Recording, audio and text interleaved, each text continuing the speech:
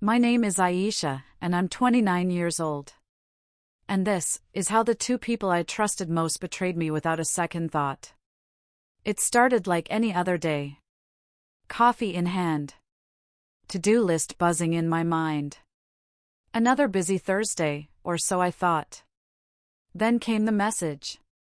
"Mr. Harris wants to see you, immediately," the assistant whispered, not meeting my eyes. Something twisted in my gut, but I brushed it aside. I was used to pressure. Used to solving problems no one else wanted to touch. When I walked into the office, he didn't ask me to sit. He just leaned back in his chair, steepled his fingers, and smiled, that cold, thin-lipped smile that always spelled trouble. "We're replacing you," he said, voice sickeningly sweet. "Your sister will be taking over your position." For a heartbeat, the world stopped spinning.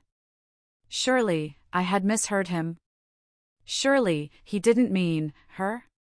But there she stood, right outside the glass door, arms folded, a smug little tilt to her head.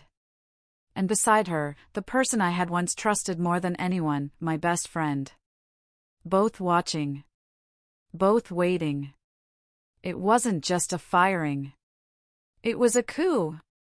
I felt the ground slip a little under my feet, but I didn't let it show. Not in front of them. Instead, I smiled, a tight, careful smile, and nodded. No arguments. No tears. Only silence. Because they didn't know the full story. The building they were standing in? The polished floors, the shining glass, the very air they breathed? All of it was mine. I had bought the property 2 years ago, quietly, through a holding company.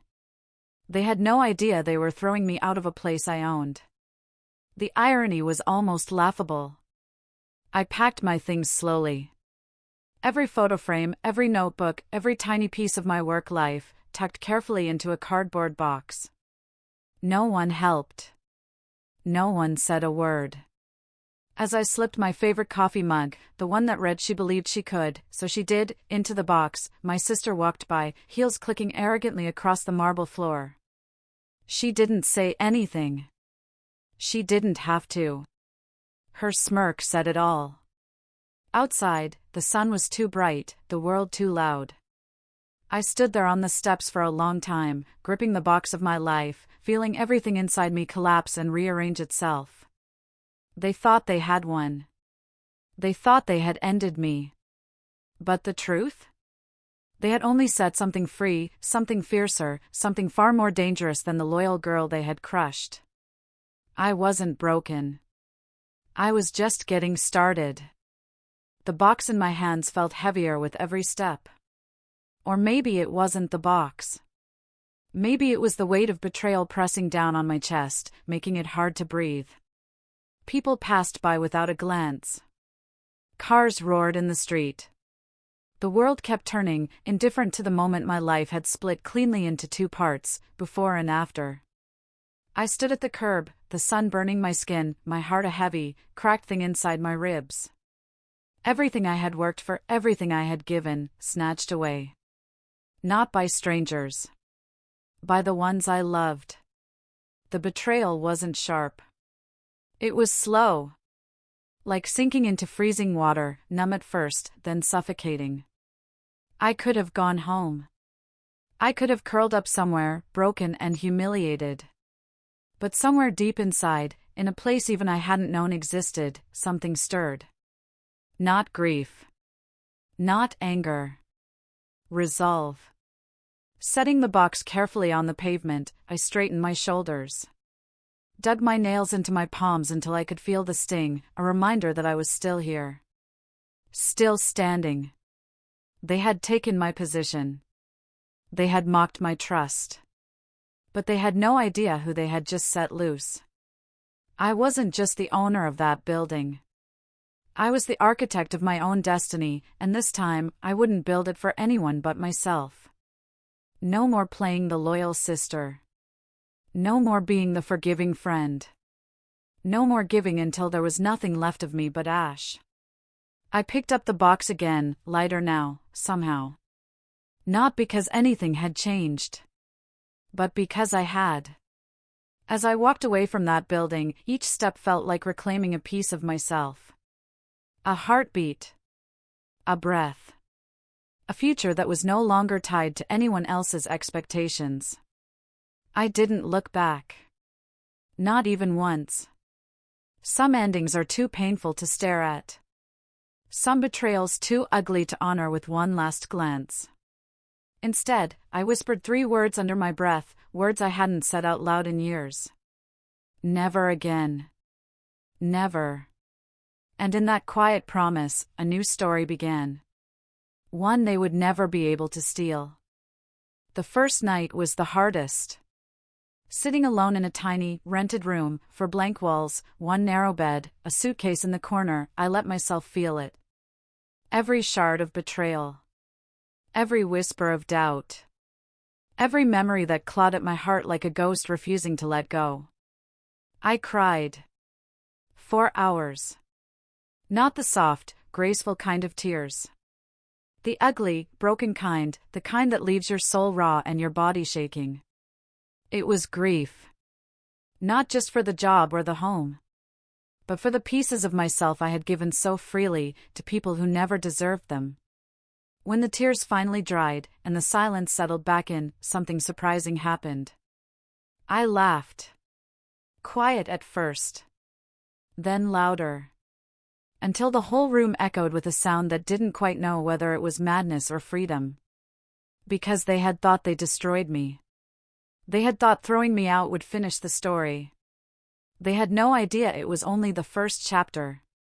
The next morning, I stood in front of the mirror. Eyes swollen.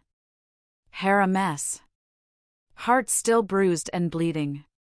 But somewhere behind the wreckage, I saw her. The girl they couldn't kill. The woman who had survived. No job title. No golden desk. No family approval. Just me, and the fire in my chest that refused to die. That was enough. I opened my laptop, wiped my trembling hands on my jeans, and began. A new company. A new dream. This time, built on the ruins they had left behind. No more building empires for others to sit on thrones. No more blind loyalty.